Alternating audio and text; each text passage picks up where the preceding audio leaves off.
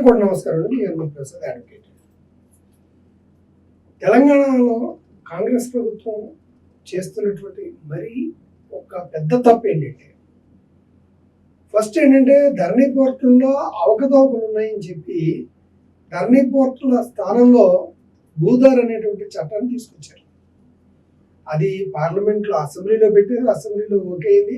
కానీ ఇంకా అది కరెక్ట్ పట్టాల మీద తీసుకురాలేదు. ఎప్పటి నుంచి అమల్లోకి వస్తుంది ఎందుకు మళ్ళీ దాంతో ఈ ధరణి పోర్టుల్లో రాంగులు ఉన్నాయని తెలియజేయడానికి విధంగా అక్కడ అన్ని అవకతవకలే జరుగుతున్నాయి. స్థలం అక్కడ లేదు, కానీ పట్టాదారు పాస్ పుస్తకాల్లో మటుకు విపరీతంగా ఉంది. ఒక రైతుకి 5 స్థలాలు ఉంటే 50 ఎకరాలని పలానా సర్వే నెంబర్లో చూపెట్టడం. అసలు యాక్చువల్గా అక్కడ ఆ సర్వే నెంబర్ అంత స్థలమే లేదు రికార్డుల ప్రకారం, కానీ పట్టాదారు పాస్ పుస్తకాల్లో అంత స్థలాలు ఉంటాయి. సో దీన్ని ఏ రకంగా మేము ట్రేస్ చేయాలి, దీన్ని అన్నింటినీ కలిపి క్రమబద్ధీకరణ చేసే విధంగా అసలు రీసర్వే చేయడానికి నిజంగా కనుక కలగుంటే కొన్ని వేల ఎకరాలు అసలు స్థలాలే లేకుండా డాక్యుమెంట్స్లో కనిపిస్తున్నాయి. ఇది ఎవరి ప్రయోజనాల కోసం ఆ రకంగా చేయబడింది, ఏ ప్రభుత్వ హయాంలో చేయబడింది, ఎంక్వైరీలు చేయాలి. ఇది రాత్రి కిందటి గవర్నమెంట్లో జరిగిందని చెప్పలేం కదా. ఎప్పటి నుంచో రాజశేఖర రెడ్డి గారు, చంద్రబాబు నాయుడు గారు ఆ టైం నుంచి కూడా జరిగి ఉండొచ్చు కదా. అక్కడ ఉన్న స్థలం వేరు, రికార్డులో చూపిస్తున్న స్థలం వేరు. దీన్ని ఎంక్వైరీ చేయడానికి ఇంచుమించు 10-15 సంవత్సరాలు పడుతుందండి రీసర్వే కానీ చేస్తే, కరెక్ట్గా తీసుకురావాలంటే. సో అవన్నింటినీ క్రమబద్ధీకరణ చేస్తామని చెప్పి పేపర్లో కూడా ఒక రెగ్యులరైజర్లోకి తీసుకొచ్చి అవకతవకలు సరిదిద్దుతా ఉన్నారు. సో అంతవరకు బాగానే ఉంది.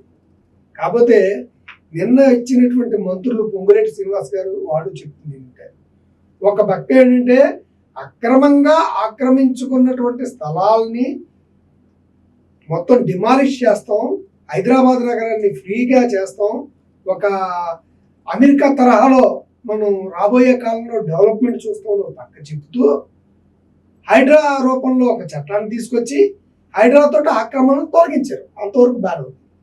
ఇప్పుడు నువ్వు ఆక్రమణలు తొలగిస్తానని చెప్పి, సో ఎవడైతే అక్రమంగా స్థలాన్ని ఆక్రమించుకున్నారో వాళ్ళకి ఇప్పుడు రెగ్యులరైజ్ చేస్తామంటే అర్థం ఏంటి? అసలు మీరు చేస్తున్న దానికి చెప్తున్న దానికి ఎక్కడైనా పొంతనుందా అంటే, అక్రమంగా ఆక్రమించుకున్న వాళ్ళని మేము తొలగించేస్తాం అంటారు. రెండోది, మన డాక్యుమెంట్లో లేని స్థలం కూడా పట్టాదారు పాస్ పుస్తకాల్లో ఉంది, అవి క్యాన్సిల్ చేసి కరెక్ట్గా చేస్తూ ఉంటారు. అంటే ఏంటి, ఒక వ్యక్తి తనకున్న స్థలం కంటే ఎక్కువగా స్థలాన్ని పెంచుకున్నాడనే కదా అర్థం. ఇప్పుడు మళ్ళీ మీ మంత్రులు వాళ్ళందరూ సమావేశం పెట్టి మేము అక్రమంగా ఏమన్నా కట్టుకున్న లేఅవుట్లని అట్లని కూడా రెగ్యులరైజ్ చేసుకోండి, అది కూడా 25% రిడక్షన్ ఇస్తాం మేము అన్నీ చెప్తున్నారంటే దానికి అర్థం ఏంటి? ఎవరికి ఏం అర్థం కావట్లేదు. మీరు చెప్తుంది ఏంటి, చేస్తుంది ఏంటి ఒకసారి చూడండి. ఎల్ఆర్ఎస్ట మార్చి 31 వరకు గడువు. అక్రమ లేఅవుట్లో ప్లాట్ల రిజిస్ట్రేషన్ అనుమతి. అక్రమ రిజిస్ట్రేషన్ అంటేనే మీ ప్రభుత్వం అక్రమ రిజిస్ట్రేషన్ని మేము ఒప్పుకోము, రియల్టర్స్ దందా చేస్తున్నారు, ఉన్నవి లేనివి కూడా అమ్మేస్తున్నారు అని ఒక పక్క చెప్తూ, అలా కొనుక్కున్న వాళ్ళకి మేము ప్లాట్లను రిజిస్ట్రేషన్ చేసేస్తామంటే అర్థం ఏంటి? సబ్ రిజిస్టర్ కార్యాలయంలో ఫీ చెల్లించేచ్చట, మంత్రులతో సమీక్షించేట బట్టి విక్రమార్క గారు. అంటే ఎంతండి? ఇక్కడ చూడండి, లేఅవుట్ల క్రమబద్ధీకరణ పథకం అమల్లో భాగంగా ప్రభుత్వం కీలక నిర్ణయం తీసుకుంది. గత 4 ఏళ్లుగా పెండింగ్లో ఉన్న ప్లాట్లకు రిజిస్ట్రేషన్ చేసుకునే వీలు కల్పించింది. ఎల్ఆర్ఎస్ ఫీజులోనూ 20% ఇవ్వనుంది. అంటే అక్రమ రిజిస్ట్రేషన్ని సక్రమం చేయడమే రాంగు, మళ్ళీ అందులో ఫీజు కూడా కన్సెషన్ 25%. మీరు అక్రమంగా ఆర్జించినటువంటి ఆస్తుల్ని, ఆక్రమించుకున్నటువంటి స్థలాల్ని మీరు రిలీజ్ చేస్తారు, హైడ్రా పెట్టారని ఒక పక్క అనుకుంటే, హైడ్రా తన విధులు తను సరిగ్గా చేయట్లేదు సరి కదా. మామూలుగా కష్టపడి సంపాదించుకున్న స్థలాల్ని అక్రమంగా కూల్చేస్తుంది నోటీసులు ఇవ్వకుండా. ఈ తలనొప్పి ఒక రకంగా ఉంటే, మీరు మళ్ళీ ఇంకోటి చట్టాన్ని తీసుకొచ్చి మేము కీలక నిర్ణయం తీసుకున్నాము, అక్రమంగా తీసుకున్న వాళ్ళు మేము రెగ్యులరైజ్ చేస్తామంటే ఎక్కడైనా పొంతనుందా? ఎంత దారుణం. అందులో సమీక్ష నిర్వహించి ఈ పథకాన్ని వేగవంతం చేయాలి. అంటే ఒక బంపర్ ఆఫర్ ఇచ్చారు. అక్రమంగా ఎవరెవరైతే స్థలాలని ఆక్రమించుకుని ఉన్నారో లేకపోతే కొనుక్కున్నారో రియల్టర్స్ దగ్గర నుంచి, రియల్టర్స్ తోటి ఎవరికి బినామీలో అందరికీ తెలుసు, ప్రత్యేకంగా చెప్పక్కర్లేదు. సో ఏ ప్రభుత్వం ఉంటే ఆ ప్రభుత్వంలో బినామీల కింద తీసుకుని ప్రభుత్వ భూములను కలిపేసుకోవడము, లేకపోతే కొంతమంది వ్యక్తులు చనిపోయారని చెప్పి ఆ భూములను కలిపేసుకోవడము చేసుకుని ప్లాట్ల కింద విభజించి ఆ ప్లాట్లు కట్టాడు. ఆ తర్వాత వచ్చిన ప్రభుత్వాలు కానీ ఇవి కానీ ఇది అక్రమంగా కట్టారు, దీనికి రిజిస్ట్రేషన్ చేయండి అన్నాం. మళ్ళీ ఇప్పుడేమో బంపర్ ఆఫర్ ఇచ్చారు. చాలా స్పీడ్గా అన్నమాట అమలుని వేగవంతం చేయాలని. పెండింగ్ దరఖాస్తులను వేగంగా పరిష్కరించారు. పెండింగ్ దరఖాస్తులు అంటే అవి ఇంతవరకు రిజిస్ట్రేషన్ చేయలేదు, ఎందుకంటే అక్రమంగా కట్టారు. వాటిని రిజిస్ట్రేషన్ చేయండి అని స్పష్టంగా చెప్తున్నారంటే ఇంకా అర్థం ఏంటంటే అనుమతి లేని లేఅవుట్లలోని ప్లాట్ల రిజిస్ట్రేషన్పై గతంలో ప్రభుత్వం నిషేధం విధించింది. దీంతో వాటిని కొనుగోలు చేసిన వారికి 4 ఏళ్ళుగా రిజిస్ట్రేషన్కి అవకాశం లేకుండా పోయింది. అంటే అనుమతి లేని లేఅవుట్లను స్పష్టంగా చెప్తున్నారు కదా. అనుమతి లేని లేఅవుట్లో వాళ్ళు కొనుక్కున్నాడు అమ్మేడంటే అది ఒక సివిల్ చర్య, క్రిమినల్ నేరం కింద కూడా వస్తుంది. అంటే అలాంటి వాటిలో కొనుక్కున్న వాళ్ళకి రిజిస్ట్రేషన్ చేయలేదు, తనకు అర్థంగా ఉంది. ఇప్పుడు వాటిని క్రమబద్ధీకరణ చేసేస్తాము అనుమతి లేకపోయినా. మీరు దాన్ని అనుమతిని రద్దు చేయండి. ఎవడు ఇప్పుడు రేపు పొద్దున ఏం చేస్తానంటే ఎవడో నేను అక్కడ ఆక్రమించుకున్నానంటే 10 సంవత్సరాల నుంచి ఉన్నాను నాకు ఇచ్చిండంటాడు.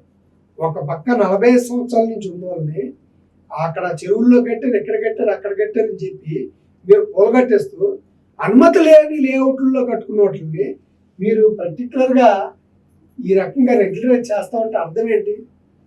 ఈ చాలా ప్రజల అసంతృప్తికి ఎంత వేగవంతంగా మీరు స్పీడ్గా వచ్చారో అంత వేగవంతంగా కూడా రేపు ప్రజలు మీకు వ్యతిరేకంగా ఓటేస్తారు.